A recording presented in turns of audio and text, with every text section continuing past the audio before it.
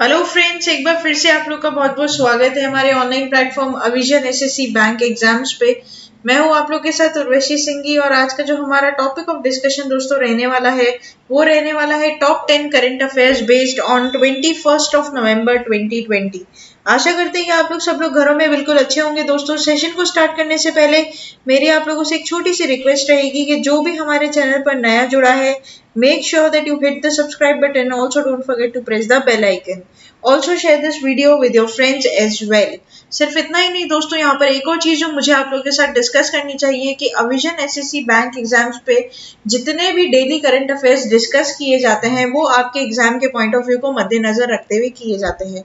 साथ ही साथ अगर आप लोग चाहते हैं कि इन सेशंस का पीडीएफ आपको मिल जाए तो आप डिस्क्रिप्शन में जाकर उसे डाउनलोड भी कर सकते हैं। अगर इसके साथ आपको किसी भी टॉपिक रिलेटेड में प्रॉब्लम आती है, कोई भी क्वेश्चन या कोई भी क्वेरी आपकी अराइज होती है, तो आप कमेंट सेक्शन में जाकर हमें वहां पर लिख सकते हैं, हम उसका आंसर दे देंगे। तो चलिए फिर जल्दी से स्टार्ट करते हैं आज का सेशन का पहला क्वेश्चन आप लोगों की स्क्रीन पर। Which commercial bank recently launches the mobilization scheme of CASA holders?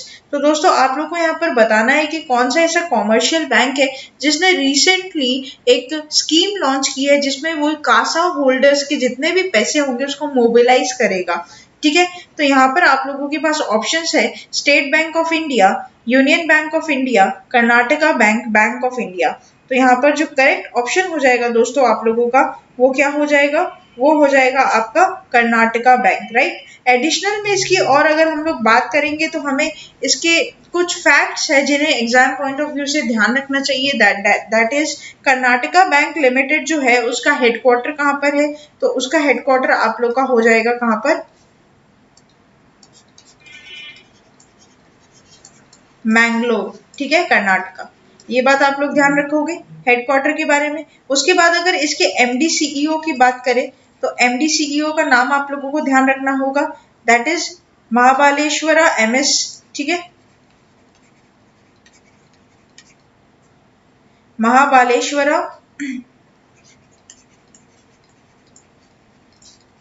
MS. ठीक है, और उसके बाद अगर हम लोग बात करते हैं इसका कि इसको इनकॉर्पोरेट कब किया गया था, तो इसका इनकॉर्पोरेट हुआ था दोस्तों कब, 18 फरवरी 1924 में। ठीक है, और उसके बाद बात कर लेते हैं इसकी टैगलाइन की, जो कि एग्जाम में क्वेश्चन आपको अराइज करके दे सकता है। टैगलाइन काफी ज्यादा इंपॉर्टेंट रहती है, तो टैगलाइन इसकी हो जाएगी your family bank, your family bank across India.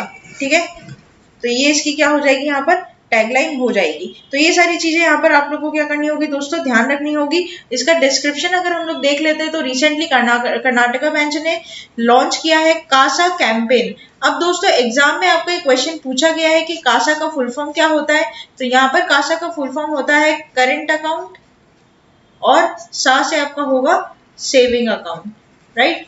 तो कासा का फुल फॉर्म आपके एग्जाम में क्वेश्चन ऑलरेडी पहले दे चुका है, तो ये बात ध्यान रखना। Karnataka bank launches CASA campaign of financial year 2021 a nationwide savings and current account mobilization campaign starting from November 17 to March 4, 2021. During this campaign, the bank intends to mobilize more than 4,10,000 current and savings account with an accretion of rupees 650 crore of business by active involvement of its 8,000 plus for workforce in all the 859 branches across the India. तो दोस्तों यहाँ पर इनके जितने भी Kasa account holders है उनकी जो डिपॉजिटर्स है, जिनकी जो मनी जो डिपॉजिट किए गए उनके क्या करेंगे, उनके फंड्स को ये लोग क्या करेंगे, मोबिलाइज करेंगे कि ये अपने कासा की जो सुविधाएं हैं वो लोगों को और अच्छी तरीके से और डेवलप्ड फॉर्म में क्या कर सके, प्रोवाइड कर सके। दोस्तों जैसे कि आप लोग अगर ये 2 पॉइंट पढ़ेंगे तो आप लोगों को इसके बारे में समझ में आएगा। To enable the basic banking services to the unbanked, that means not used banks or banking institutions, sectors of the society. मतलब जो ऐसे सोसाइटी के वो सेक्टर की बात की जा रही है जो कि क्या है, अनबैंक्ड है, जिन्होंने अभी भी, जिन सोसाइटीज ने या फिर जिन सेक्टर्स ने अभी भी बैंकिंग एक्टिविटीज को परफॉर्म करना या फिर उसके अंदर ज्वाइन होना शुरू नहीं किया है। तो ये एक तरीके से आप लोग बोल सकते हो फाइनेंशियल इंक्लूजन के लिए भी एक स्टेप ले रहे हैं कि किस तरीके से वो पैसा आपका बैंकिंग स्ट्रक्चर में लेकर आया जा सके जो कि क्या है, अनबैंक्ड है, ठीक है, जो कि अभी तक सरकार की पहुंच से क्या है, दूर है, ठीक है। तो ये बात आप लोग ध्यान रखना।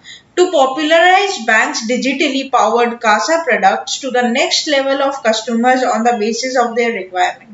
तो बेसिकली यहाँ पर क्या करेंगे दोस्तों, कासा प्रोडक्ट्स, मतलब इनके जो ये सुविधाएं हैं, जो कर्नाटका बैंक कासा के ऊपर जो सुविधाएं देती है, अब ये पूरी डिजिटली क्या कर देगी, डिजिटली इसको लेकर जाएगी ताकि कोई भी तरीके की हैरासमेंट किसी भी कस्टमर्स को फेस ना करनी पड़े। जैसे कि मैं आप लोग को बताऊं कि अगर आपको अकाउंट भी खोलना है कर्नाटका बैंक में तो आप ऑनलाइन घर बैठे खोल सकते हो और आपका 2 से 3 घंटे में वो एक्टिवेट भी हो जाएगा। साथ ही अगर आपको डेबिट कार्ड के लिए भी अप्लाई करना है तो विद इन 30 मिनट्स आपका डेबिट कार्ड के लिए आप खुद ही बिना फिजिकली बैंक ब्रांच में जाए उसको अप्लाई कर सकते हो ऑनलाइन। तो इस तरीके की कासा सुविधाएं क्या कर रहा है कर्नाटका बैंक अब और डेवलप कर रहा है। तो ये सारी चीजें यहाँ पर हमें क्या करनी चाहिए थी, डिस्कस करनी चाहिए थी।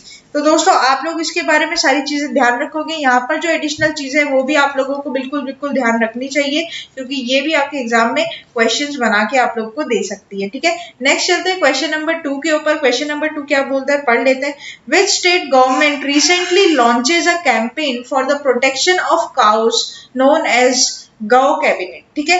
तो यहाँ पर आप लोग को बताना है कौन सी ऐसी सेंट्रल गवर्नमेंट है जिसने दोस्तों अभी रिसेंटली गाय जो होती है, ठीक है, काउस जो होती है उनके लिए कैंपेन लॉन्च किया है। उस कैंपेन का नाम गौ कैबिनेट रखा गया है।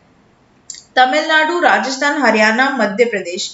Here the correct option will be option number D, that is Madhya Pradesh, ठीक है। तो ये बात आप लोग इधर क्या करोगे, ध्यान रखोगे, इंपॉर्टेंट रहेगी कहीं ना कहीं ये सारी चीजें आपके एग्जाम पॉइंट ऑफ व्यू से। अगर मैं मध्य प्रदेश के बारे में और एडिशनल इंफॉर्मेशन आप लोग को देना चाहूँ दोस्तों, तो यहाँ पर इसके जो गवर्नर हो जाएंगे, ठीक है, यहाँ पर इसके गवर्नर की अगर बात करें तो इनकी गवर्नर का नाम आपका हो जाएगा क्या,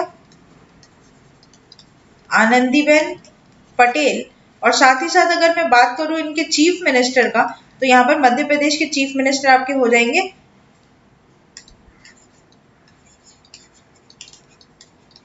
शिवराज सिंह चौहान, ठीक है। ये बात आप लोग एडिशनल में यहाँ पर क्या करोगे, ध्यान रखोगे। इसके लिए डिटेल ले लेते हैं। Madhya Pradesh chief minister Shivraj Singh Chouhan announced that he would be constituting a cabinet within the cabinet christened Gau cabinet, right, to recommend measures for the conservation and promotion of cattle resources. The first of its kind initiative in the country cabinet committee will have the meeting on November 22। तो दोस्तों यहाँ पर क्या हो रहा है, basically जितने भी आपके जो कैटल रिलेटेड डिपार्टमेंट्स है, जैसे कि क्या हो जाता है, जैसे कि आपका हो जाता है एनिमल हस्बेंड्री, ठीक है, उसी के साथ साथ जो दूसरा अगर मैं बात करूं तो ये आपका हो जाता है forest, panchayat development, rural development, home welfare, ठीक है। तो ये सारी चीजें क्या होती है, इसके अंडर आप लोग कैबिनेट के अंडर आएगी। और यहाँ पर जो आप लोगों की मीटिंग का डेट रखा गया है वो 22 नवंबर रखा गया है। साथ ही साथ अगर हम लोग और आगे पढ़े तो statement issued by the state government said a 6-member cabinet committee headed by chief minister has been to be prepare as integrated project for the conservation, protection and promotion of cattle resources, right. तो ये बात आप लोग को इधर क्या करनी होगी, ध्यान रखनी होगी। जितने भी कैटल रिसोर्सेज अवेलेबल उसके लिए 6 मेंबर्स की यहाँ पर कमेटी बनाई गई है और इसको हेड कौन करेगा, तो इसको हेड करेंगे आपके शिवराज सिंह चौहान, राइट। ये बात ध्यान रखना। The first meeting will be held in Agar Malwa where Asia's biggest cow sanctuary were established in 2017. Infrastructure has been laid in the 1,100-acre sanctuary to provide shelter of 10,000 cattle. However, currently the sanctuary has 4,000 cattle, ठीक है। तो ये बात भी आप लोग को इधर क्या करनी होगी, ध्यान रखनी होगी। दोस्तों जिस दिन ये मीटिंग हो रही है उस दिन गोपाला अष्टमी है, ठीक है। तो ये बात भी आप लोग ध्यान रखोगे इधर कि जिस दिन मतलब 22 नवंबर को आप लोगों की क्या है, गोपाला अष्टमी है। और बेसिकली गोपाल जी जिसको कृष्ण भगवान बोलते हैं, तो उनको कृष्ण भगवान के ग्वाला ही थे, तो ग्वाला ही थे, तो इस वजह से क्या हो रहा है, गोपाला अष्टमी के दिन ये मीटिंग को क्या किया गया है, फिक्स किया गया है दोस्तों। तो ये बात भी इधर ध्यान रखना।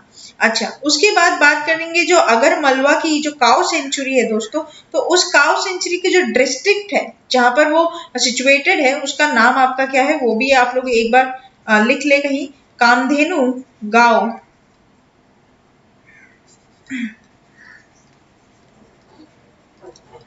ठीक है।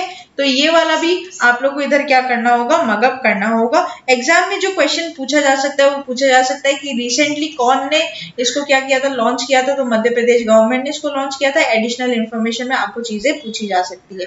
नेक्स्ट चलते हैं क्वेश्चन नंबर 3 के ऊपर। Among the following who launched the challenge to prevent hazardous sewer cleaning across the city.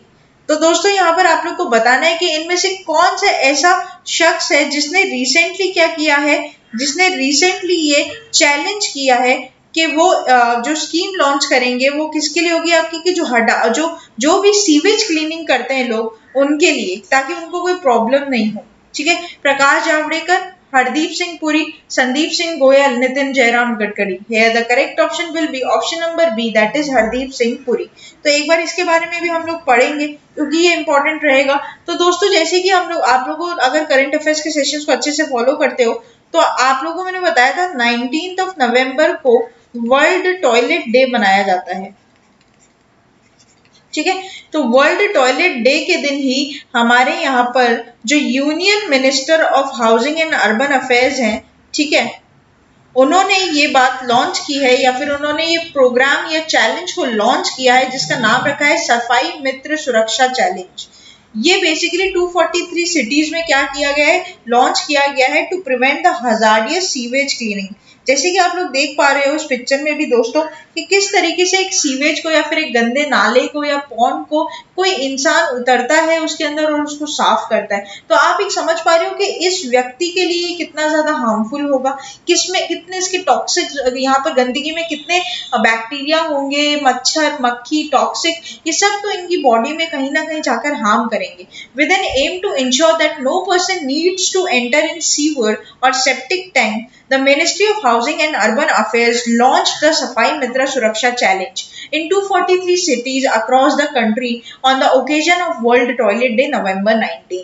According to Union Housing and Urban Minister Hardeep Singh Puri, the challenge will be focusing on mechanizing all sewer and septic tank cleaning operation by April 30, 2021 in all the selected 243 cities. While launching the challenge via webinar, Mr. Puri said that the mission of the challenge is to prevent any loss of life due to issue of hazardous cleaning of sewer and septic tank. दोस्तों कई बार ऐसा होता है कि इन सब नालों को या सीवर्स को साफ करने के समय ये जो लोग जो इनमें उतरते हैं उनको काफी ज्यादा प्रॉब्लम्स रहती है related to their body organs, या फिर इनकी कभी कभार इस टॉक्सिक की वजह से डेथ भी हो जाती है। तो अब जो पुरी है, जो हरदीप सिंह पुरी, उन्होंने बोला है कि अप्रैल 30, 2021 तक हम लोग जितने भी रिलेटेड 243 सिटीज के सीवेज उनको क्या कर देंगे, क्लीन कर देंगे और मेक श्योर कि इसमें एक भी लाइफ नहीं जाए, राइट।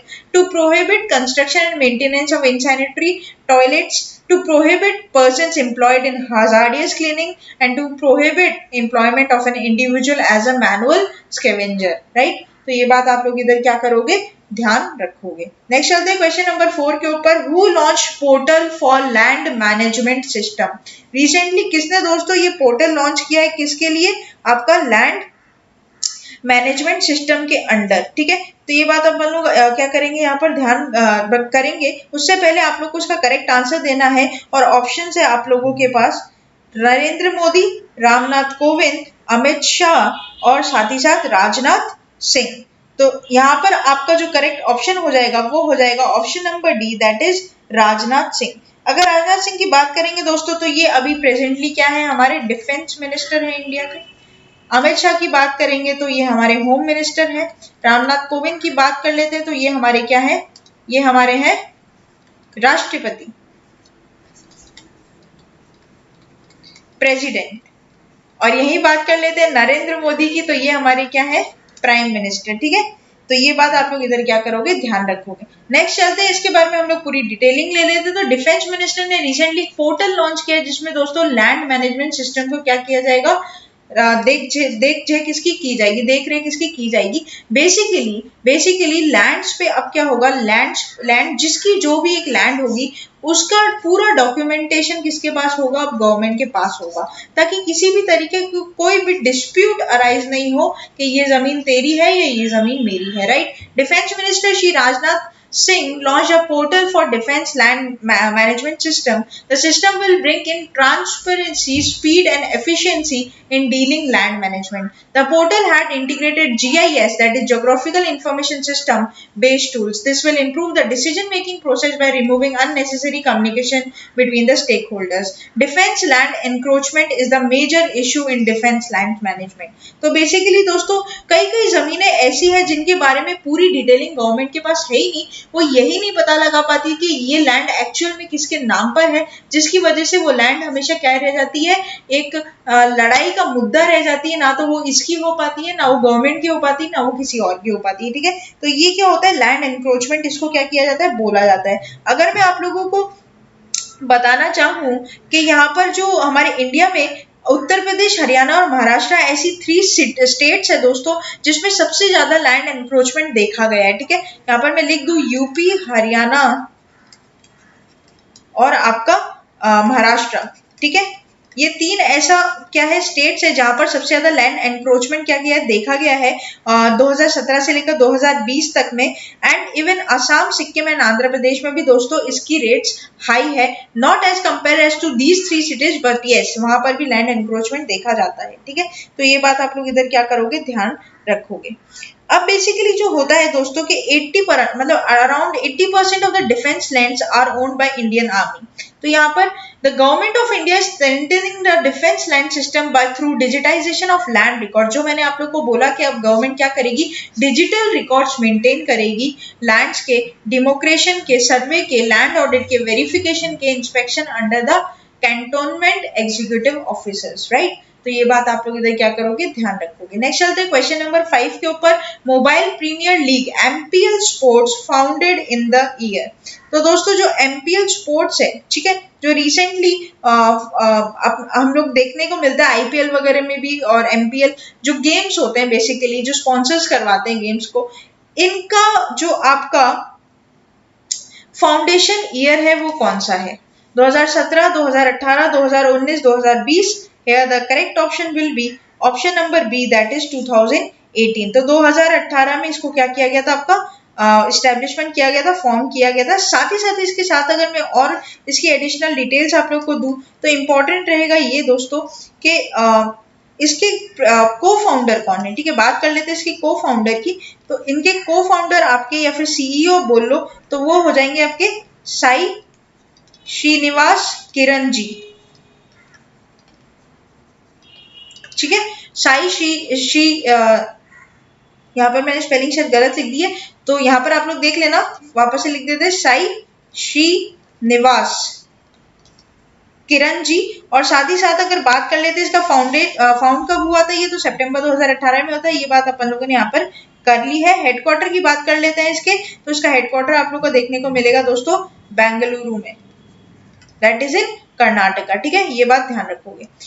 तो यहाँ पर बीसीसीआई जो है आप लोगों के, बीसीसीआई आप लोग जानते ही हैं, तो board of control for cricket in India. ठीक है, बीसीसीआई की भी हम लोग को एडिशनल बात करनी चाहिए। तो बीसीसीआई के प्रेसिडेंट आपके कौन है, तो बीसीसीआई के प्रेसिडेंट आप लोगों के कौन है, बताओ, आप लोग को बताना है, आप लोग थोड़ा सोचिए, बताइए बीसीसीआई के प्रेसिडेंट कौन है। तो ये नहीं है आपके सौरव गांगुली। ठीक है, और बात कर लेते हैं इसके हेडक्वार्टर की, जो कि इंपॉर्टेंट रहेगा, तो वो आपका कहां पर हो जाएगा दोस्तों, मुंबई में।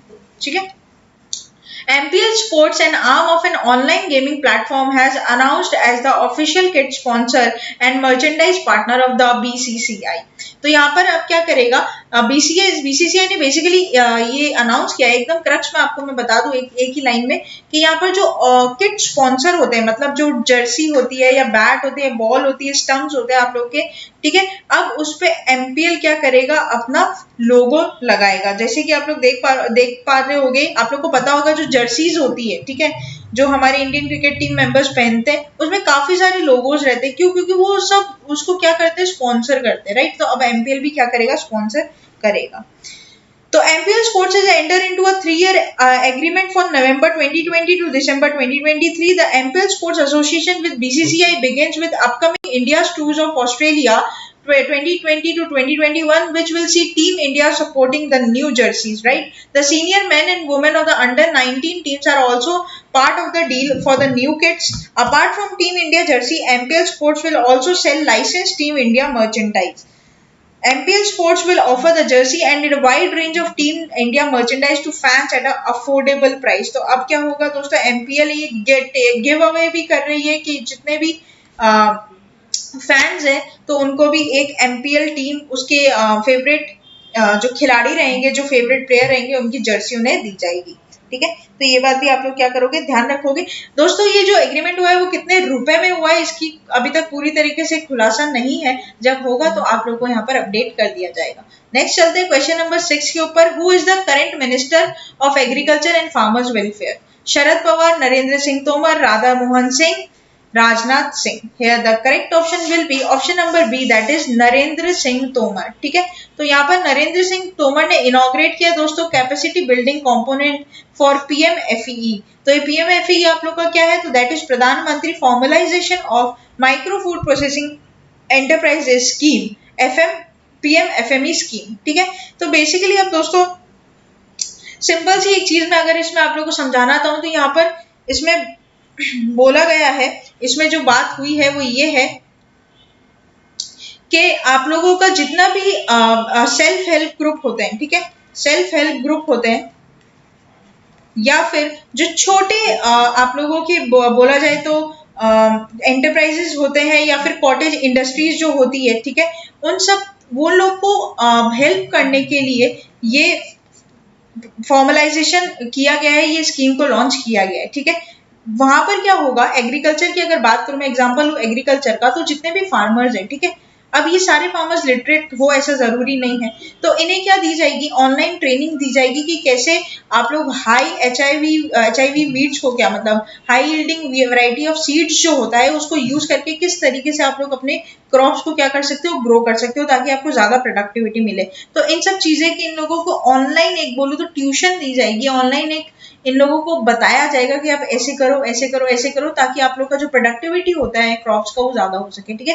तो ये बात इधर क्या करना, ध्यान रखना। Under the capacity building component PMFME scheme, training would be given the masters trainers through online mode, classroom lecture, demonstration and self paced online material, right. तो जैसे कि मैंने आप लोग को ये बात बताई, the master training will be the train the district level trainers who will eventually train the beneficiaries, right. तो ये बात भी आप लोग ध्यान रखोगे। नेक्स्ट चलते हैं क्वेश्चन नंबर 7 के ऊपर। Among the following who addressed the 33 stop TB partnership board meeting in New Delhi।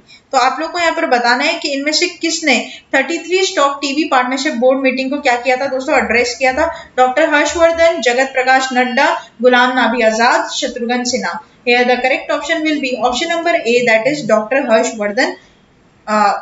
Harshvardhan, right. तो यहाँ पर आप लोग यूनियन हेल्थ मिनिस्टर जो डॉक्टर हर्षवर्धन है, उन्होंने एड्रेस किया था 33rd stop TB partnership board meet in New Delhi through video conference. During the meet, the minister has stressed on the need to create a mass movement for elimination of TB, that is tuberculosis, जो आप लोगों की disease होती है दोस्तों, उसको पूरी तरीके से एलिमिनेट करने के लिए। जैसे कि आप लोग ये देख भी पा रहे हो स्लोगन, टीबी हारेगा देश जीतेगा campaign, that targets the achieve the sustainable development goals related to TB by 2025, 5 year ahead the global target of 2030, right. तो यहाँ पर ये क्या हुआ है, बेसिकली जो एग्जाम से आप लोग को ध्यान रखना है, एग्जाम के लिए यही बात आप लोग को पूछ के बैठेगा कि टीबी पार्टनरशिप बोर्ड मीट को एड्रेस किसने किया था, तो उसको एड्रेस किया था union health minister doctor Harshvardhan ने, राइट। तो ये बात ध्यान रखना। नेक्स्ट चलते हैं क्वेश्चन नंबर 8 के ऊपर। Dash becomes the 31st district of Karnataka. कौन सी ऐसी सिटी है जिसको 31st डिस्ट्रिक्ट ऑफ कर्नाटका में अब शामिल किया जाएगा आपका, गुलबर्गा, गुलबर्गा, विजयपुरा, हुगली और विजयनगरा। ठीक है, तो यहाँ पर जो करेक्ट ऑप्शन हो जाएगा वो हो जाएगा ऑप्शन नंबर डी। ठीक है, पढ़ लेते हैं इसके बारे में। तो दोस्तों बेसिकली जो हम्पी है, ठीक है, हम्पी का जो आपका अर्थवाइल कैपिटल है Vijayanagara empire will be soon a part of new district. The Karnataka government has approved the crave of Vijayanagara as a new district of state. Vijayanagara will be the 31st district of the state. The new district would be carved out by Ballari, the named after the Vijayanagara Empire that ruled from this region. Right? तो ये बात इधर आप लोग क्या करोगे, ध्यान रखोगे, इंपॉर्टेंट रहेगा कहीं ना कहीं ये भी आप लोगों के लिए, क्योंकि ये नई खबर है। तो हाँ, हमें देखने को मिल सकते हैं इसके ऊपर कुछ क्वेश्चंस। और वैसे भी आजकल करंट अफेयर्स का जो दबदबा है दोस्तों, काफी ज्यादा देखने को मिलता है एग्जाम में। आपको काफी ज्यादा क्वेश्चंस पूछे जाएंगे जो आपकी करंट अफेयर से रिलेटेड होते हैं। तो जब भी आपका एग्जाम होता है जिस भी डेट पर, उस मंथ से लेकर पिछले 6 से 8 महीने तक के करंट अफेयर्स आपको पूरी अच्छी तरीके से दोस्तों याद होनी चाहिए। कर्नाटका की यहाँ पर मैं बात करूं तो दोस्तों, कर्नाटका के यहाँ पे चीफ मिनिस्टर का नाम आपका हो जाएगा क्या, BS येडियुरप्पा। ठीक है, और उसके बाद गवर्नर के बारे में बात करें तो वाजुभाई वाला।